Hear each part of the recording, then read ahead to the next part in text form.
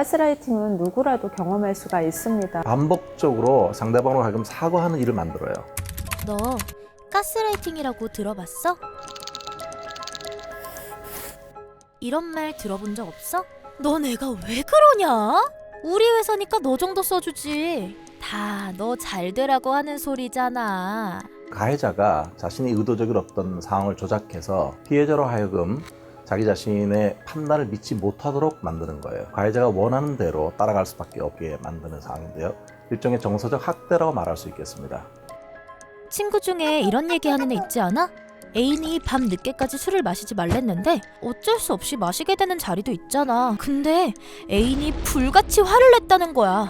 우리가 흔히 사소하다라고 느낄 수 있는 그런 많은 규칙들을 요구사항으로 이렇게 주장하는 경우들이 굉장히 많이 있어요. 일일이 다 지키기가 어렵게 되고 그런 상황에서 그것이 근거가 되는 거죠. 내가 지난번에 얘기하지 않았어? 미안한데 불안해서 그랬어. 불안해서.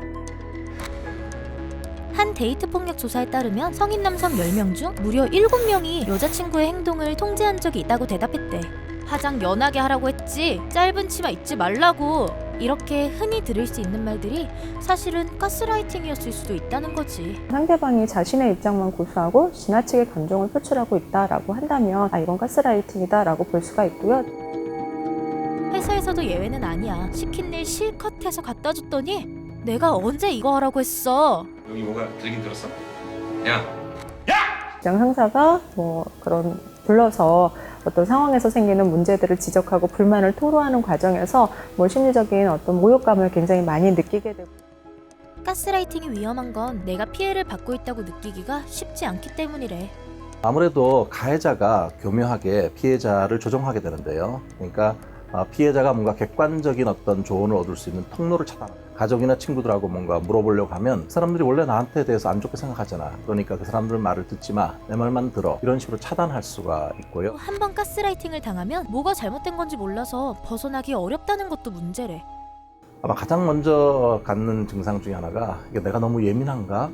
자기 자신에 대해서 자꾸 의심하게 되는 증상을 갖게 되고요. 그다음에 그러다 보니까 자책감이라든지 뭔가 어떤 행동을 하고 후회하게 되는 후회감 이런 것들을 보이게 됩니다. 행동적으로는 상당히 사과를 하는 일이 많아지고요. 자기 판단을 못 믿기 때문에 소위 말해서 결정장애에 빠질 수가 있고요. 그러다 보면 무기력해지고 우울해지기 쉽습니다. 가스라이팅 피해에 대한 관심이 전 세계적으로 점점 커지고 있는 것도 사실이야. 실제로 영국에서는 이걸 가정폭력으로 고발할 수 있다더라고. 사회적인 어떤 전반적인 부분에서 가스라이팅에 대한 어떤 인식 제고가 상당히 많이 필요한 상황이다. 사회적인 어떤 위계적 구조가 굉장히 많이 엄격하게 구축되어 있는 경우에는 다른 사람에게 의논하거나 아니면 자기 감정을 얘기하거나 이런 경우들은 거의 불가하다라고 볼 수가 있습니다. 가스라이팅에서 벗어나는 데는 단 한 사람의 위로와 공감만으로도 충분할 수 있대. 사회에서 또 주변 사람들이 이 상황을 보게 되면 너 잘못이 아니다 라고 이렇게 이해해주고 스스로에게 얘기를 해야 되겠죠. 이렇게 아프고 이렇게 뭔가 나를 힘들게 하는 것은 좋은 사랑이 아니야. 벗어나기 위해서는 점점 뭔가 나아지겠지 이런 생각을 버려야 됩니다. 그렇기 때문에 끊으려면 관계를 확실하게 단절하는 것이 중요합니다. 이것만 기억해. 가장 중요한 건 바로 내 자신.